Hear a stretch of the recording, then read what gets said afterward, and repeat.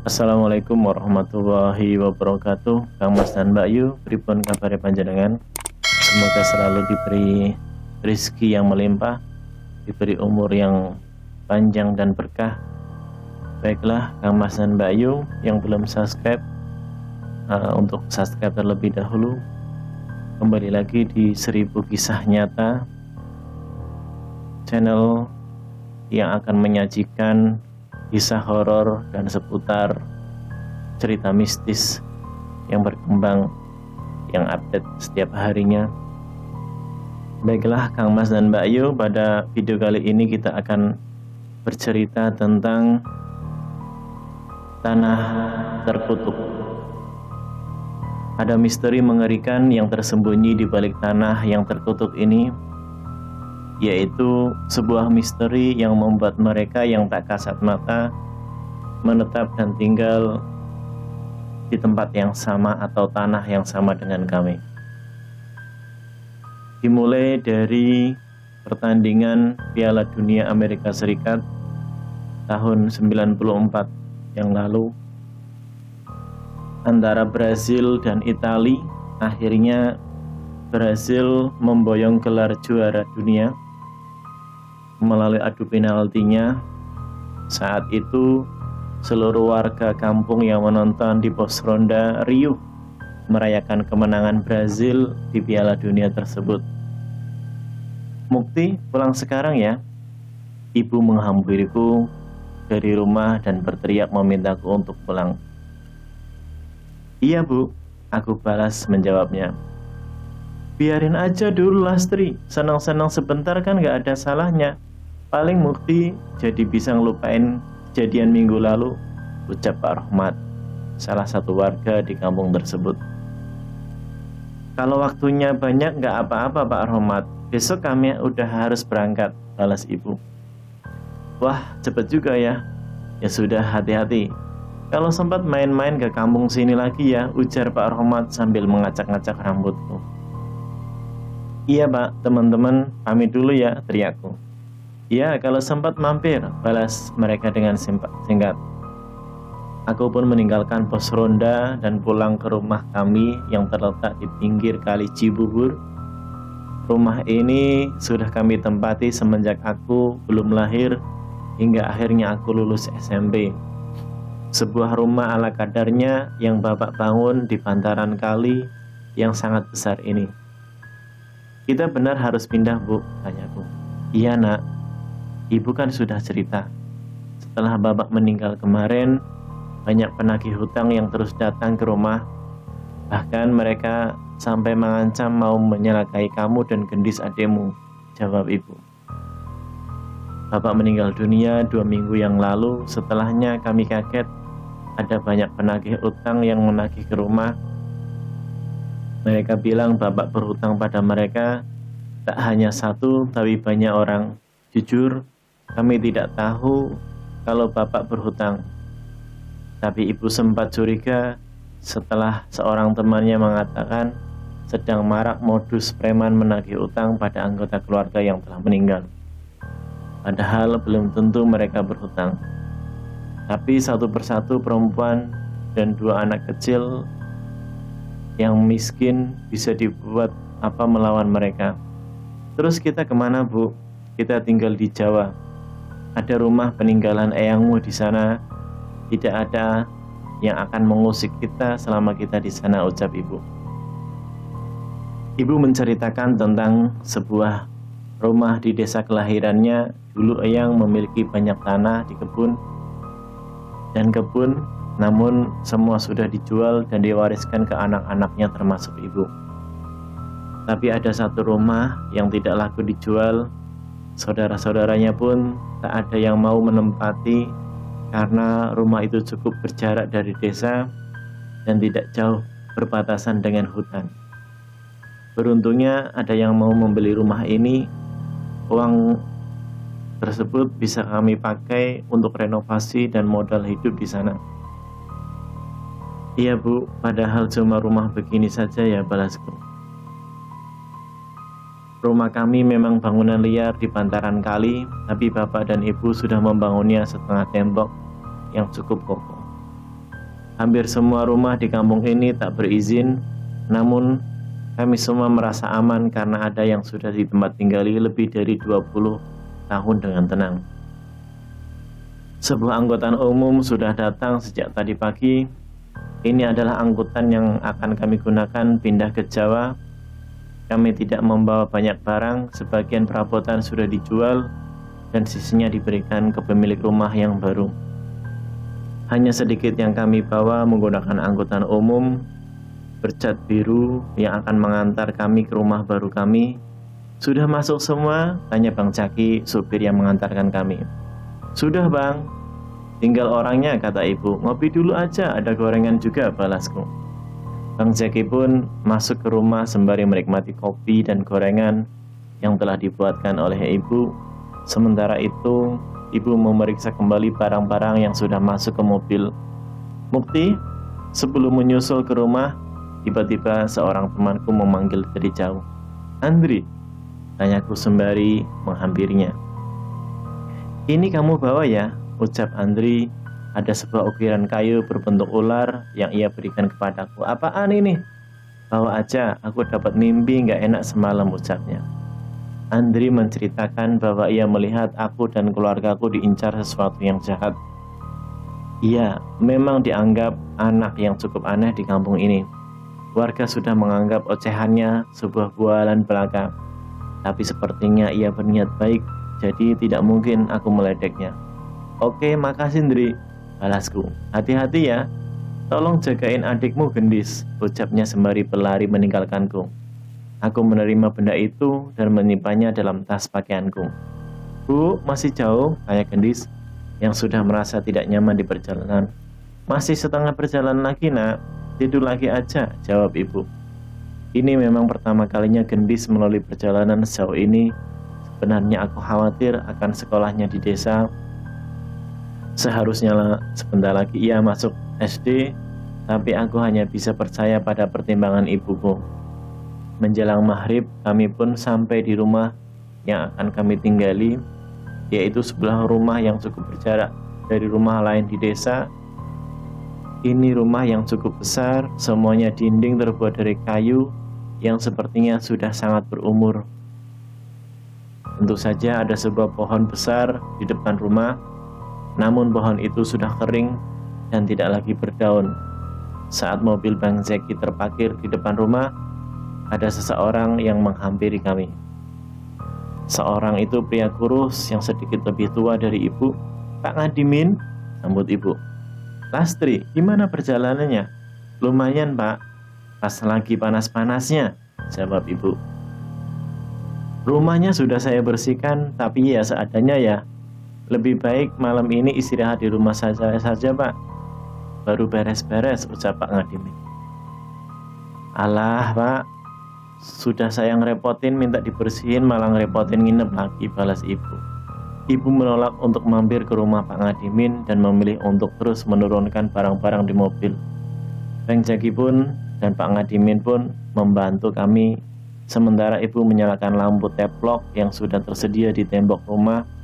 Belum ada listrik bu, tanyaku. Sudah, tapi masih harus lapor PLN dulu biar dipasang lagi. Paling seminggu udah nyala, balas ibu. Bang Jaki sendiri tadi menurunkan barang-barang terlihat cukup aneh. Sesekali ia berhenti melangkah untuk menenang ludah.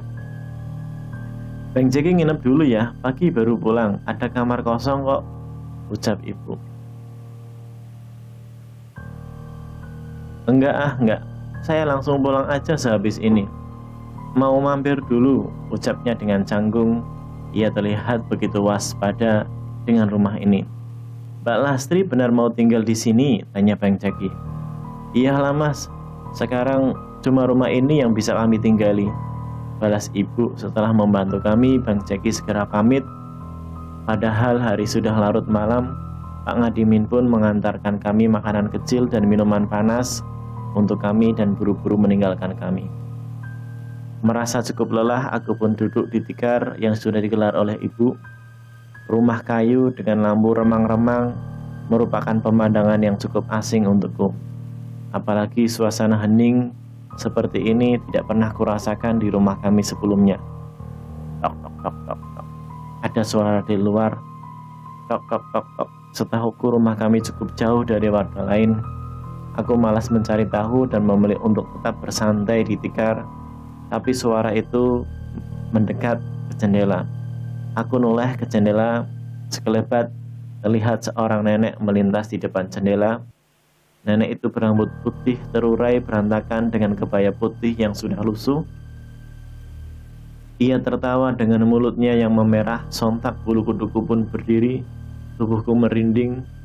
Aku tidak berani berjalan keluar jendela untuk memastikan dan memilih menghampiri ibu. "Bu, ibu!" teriakku.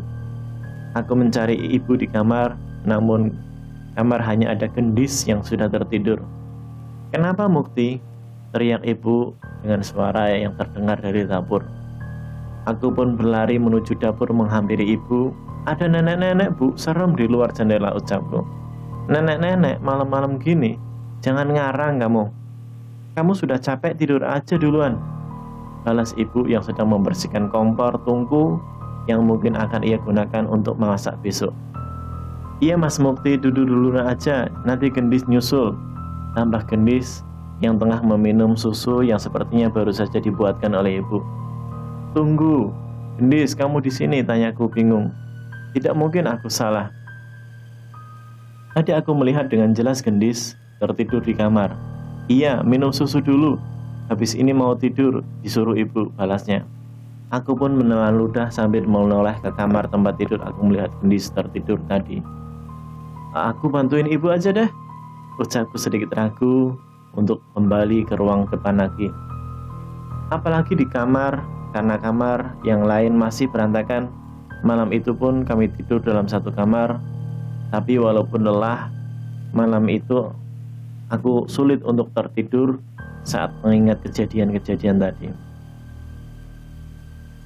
Memang aneh, tapi aku masih menganggap kejadian semalam sebagai perkenalan dari penunggu rumah.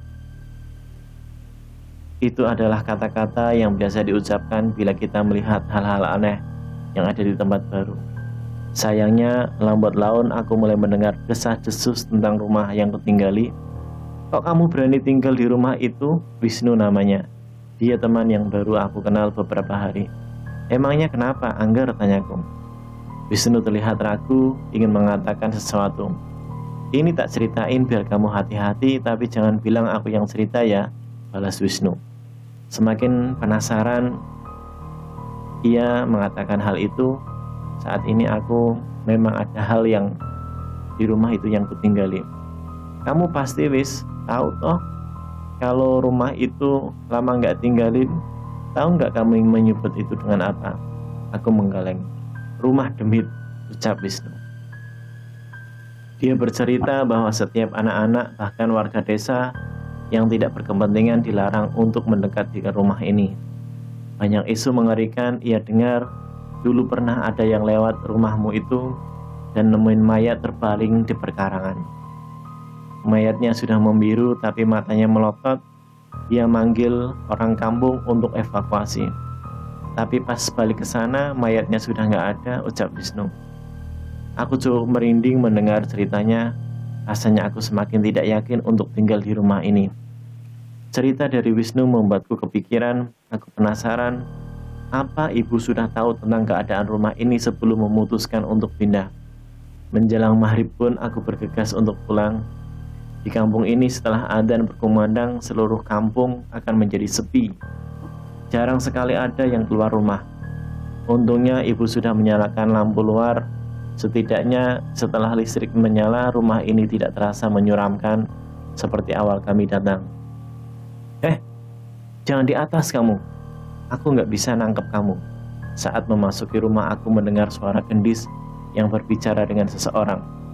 Aku pun menghampirinya ke kamar dan menyaksikan sedang menatap ke sudut-sudut langit rumah. "Gendis, kamu bicara sama siapa?" tanyaku. Gendis pun menoleh ke arahku. Ia pun menggeleng jawab pertanyaanku. "Tadi Mas Mukti dengar kamu ngomong sama orang," tanyaku lagi. Gendis menggeleng lagi sesekali lagi dan berlari keluar melewatiku menuju ke arah ibu di dapur. Aku pun memperhatikan sekeliling kamar dan tidak melihat ada siapapun di kamar itu. Mau mandi dulu atau makan dulu? Tanya ibu sambil menawarku apa sudah selesai mempersiapkan makan malam untuk kami. Makan dulu aja mas, ajak Gendis. Oke, jawabku sikat. Aku dan Gendis makan berdua sementara ibu menemani kami sembari mengupas bawang merah untuk dimasak esok harinya. Gendis, tadi ngomong apa sama siapa? Jangan bohong, tanyaku. Di depan ibu berharap ibu bisa mengetahui apa yang ku dengar. Nggak ngomong sama siapa. Nggak ngomong sama siapa-siapa mas. Ia menjawab sembari makan tanpa menoleh ke arahku. Aku tahu ia berbohong. Jangan bohong, ucapku. Dengan santai sepertinya Gendis kesal karena aku menekannya. Ya udah mas, kalau mas Mukti mau tahu ntar juga ketemu. Tanyanya sembari membawa piringnya ke tempat cuci piring dan meninggalkanku. Aku menciutkan dahi dan tidak mengerti dengan apa yang ia maksud. Aku pun berceritakan kepada ibu tentang kejadian tadi, tapi ibu menganggap bahwa Gendis sedang asik bermain dengan imajinasinya. Namanya juga anak kecil, mungkin ngobrol sama boneka atau teman khayalannya, jawab ibu dengan tenang. Malam ini pun aku sudah tidur di kamarku sendiri, sedangkan Gendis tidur bersama ibu. Ini adalah salah satu hal baik dari pindah rumah. Aku bisa punya kamar sendiri di sini. Radio tape adalah satu-satunya hiburan di tempat ini.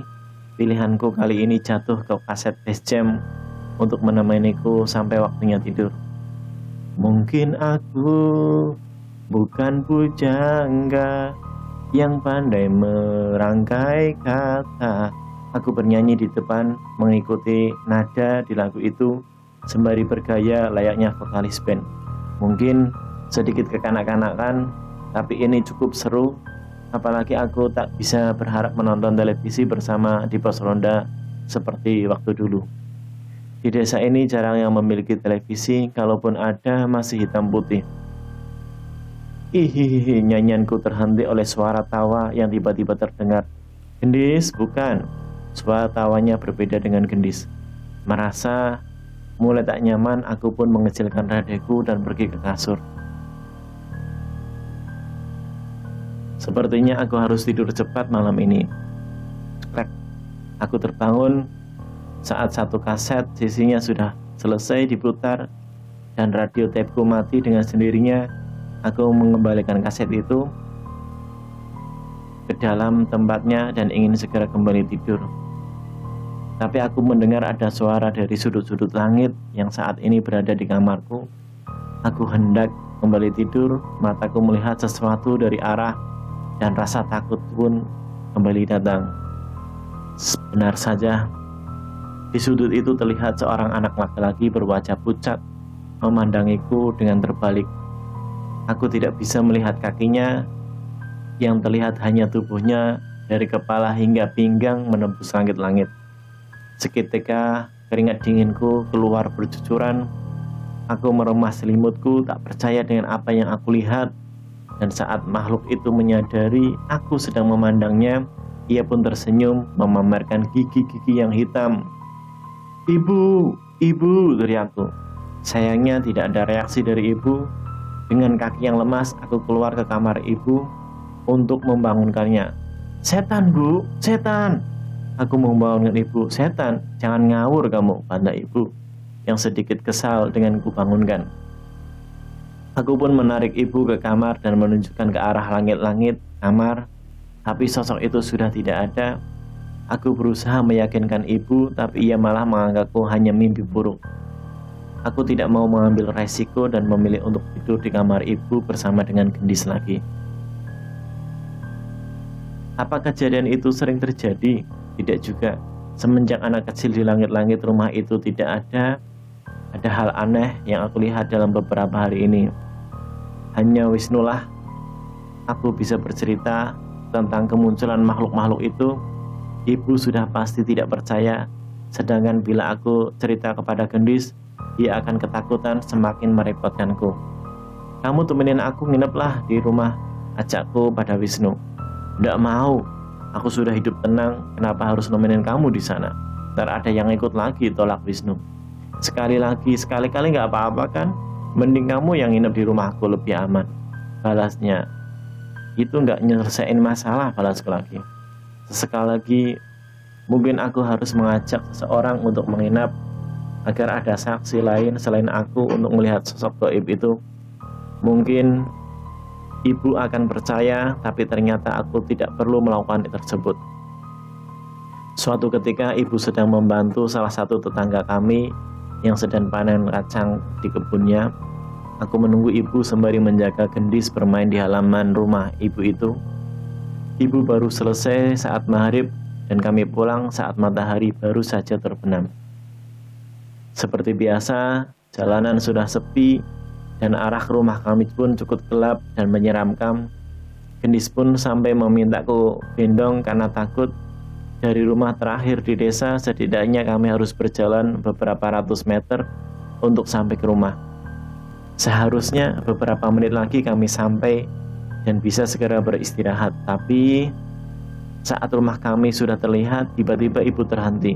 "Kenapa berhenti, Bu?" tanyaku. Wajah ibu pun terlihat aneh. Ia memandang rumah dengan gemetar. Aku pun menoleh ke rumah dan melihat pemandangan yang tidak akan pernah aku lupakan. Ternyata pocong di halaman rumah kami berdiri pocong-pocong dengan kain kafan lusuh yang mengeliat dengan mengerikan. Tidak hanya di halaman, bahkan di atap rumah kami pun beberapa pocong yang terbaring dan duduk berserakan. Aku menggenggam erat tangan ibu dan mereka mengajak untuk memutar balik.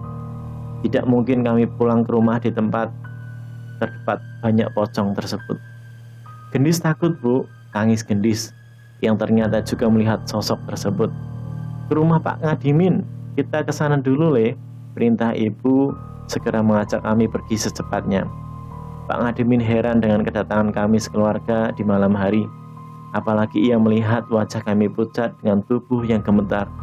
"Sudah, duduk dulu, biar dibikinin teh panas," ucap Pak Ngadimin yang langsung memerintahkan istrinya membuat teh panas untuk kami. Tidak ada satupun dari kami yang mampu bicara sampai istri Pak Ngadimin datang memberikan kami pun. "Pocong, Pak Ngadimin. Pas kami mau pulang dari jauh kami melihat rumah kami dipenuhi pocong, Pak," ucapku sambil bergemetar. "Astagfirullahaladzim, benar, Bu?" tanya Pak Ngadimin pada ibu. Ibu hanya mengangguk sembari masih menggenggam gelas hangatnya. "Mbak Lastri masih bersikukuh ingin tinggal di sana?" tanya Pak Ngadimin. "Habis kami mau tinggal di mana lagi, Pak? Buat makan saja saya masih khawatir," balas ibu. "Tapi rumah itu dibangun di atas tanah yang tidak baik, Mbak Lastri. Kamu tahu kan? Kamu tahu sendiri kan? Bahkan sebelum kalian tinggal di sana, warga desa jarang sekali ada yang mau mendekat ke sana di malam hari," ucap Pak Ngadimin. Baru mendengar soal ini, berarti sebenarnya ibu sudah tahu bahwa rumah yang kami tinggali memang bermasalah. "Bu, Gendis nggak mau ke rumah," tanya Gendis. Malam ini Pak Ngadimin mengizinkan kami untuk menginap di rumahnya. Besoknya ia mengantar kami kembali ke rumah bersama orang yang ia panggil dengan Mbah Sartiman, pria yang sudah cukup berumur dan rambutnya sudah mulai memutih. Mbah Sartiman adalah seseorang yang dianggap seperti ngerti soal seperti itu. Ia juga sering membantu warga yang bermasalah dengan kesurupan atau penyakit-penyakit aneh. "Mbak Lastri benar-benar melihat pocong-pocong itu di sana?" tanya Mbah Sartiman saat mencapai halaman rumah kami. "Iya, Mbah, anak-anak jahat juga lihat," balas ibu. Mbah Sartiman memejamkan mata sebentar. Setelahnya ia menghela napas dan menggeleng. "Kalau bisa sebaliknya ibu pindah saja," ucap Mbah Sartiman. "Jangan, Pak, saya belum punya tempat tinggal lain," ucap ibu. "Tolong pocong-pocong itu diusir saja dan rumahnya saya dibersihkan dari makhluk-makhluk itu," pinta ibu. Mbah Sartiman menggeleng menolak ucapan ibu. "Tidak bisa, Mbak Lastri, tanah ini adalah rumah mereka. Jasad mereka terkubur di bawah tanah ini jelas Mbah Sartiman. Mendengar penjelasan itu, seketika bulu kuduku pun berdiri. Berarti selama ini kami tinggal di atas kuburan. Ini tanah wingit Mbak Lastri tidak pantas untuk dijadikan rumah tinggal, tambah Pak Ngadimin. Ibu hanya merenung dengan sedih. Dengan keadaan ini membuat ibu semakin tertekan. Kalau saya tetap memaksa tinggal di rumah, ini resikonya apa Mbah? Tanya ibu. Mbah Sartiman menggeleng melihat keteduhan ibu. Di satu sisi aku melihat Mbah Sartiman menaruh simpati dengan keadaan kami. Kalau kalian memaksa tinggal di sini, kalian harus pergi di waktu-waktu yang saya berikan. Sosok pocong-pocong itu akan muncul dari hari dan weton itu. Tapi bila ada jalan untuk tinggal di tempat lain, saya menyarankan kalian pindah saja, ucap Mbah Sartiman. Jumat Kliwon, Sabtu Pahing. Pada 2 hari itu kami harus menjauh dari rumah. Menurut Mbah Sartiman, sosok-sosok itu akan muncul pada hari-hari itu. Pak Ngadiman yang kasihan dengan ibuku mengizinkan kami untuk menginap di rumahnya pada hari-hari itu. Benar, ucapan Mbah Sartiman. Pada Jumat Kliwon, kami pasti melihat sosok pocong itu. Kami juga mengajak Pak Ngadiman untuk memastikan dan ia pun percaya. Menurutnya jarang ada yang warga keluar malam, apalagi hari-hari tersebut. Mungkin itu yang membuat warga desa tidak mengetahui penampakan ini. Dengan mengikuti aturan dari Mbah Sartiman, kami pun bisa bertahan hidup di rumah itu selama berbulan-bulan. Setiap menjelang Jumat Kliwon dan Sabtu Pahing, kami selalu bersiap-siap berkemas dan menumpang di rumah Pak Ngadiman. Mungkin cerita mengenai pocong yang mengelilingi rumahku sudah cukup mengerikan bagi kalian, tapi percayalah, ada hal yang lebih mengerikan yang tersembunyi di tanah ini. Terima kasih. Jangan lupa like, share, komen, dan subscribe.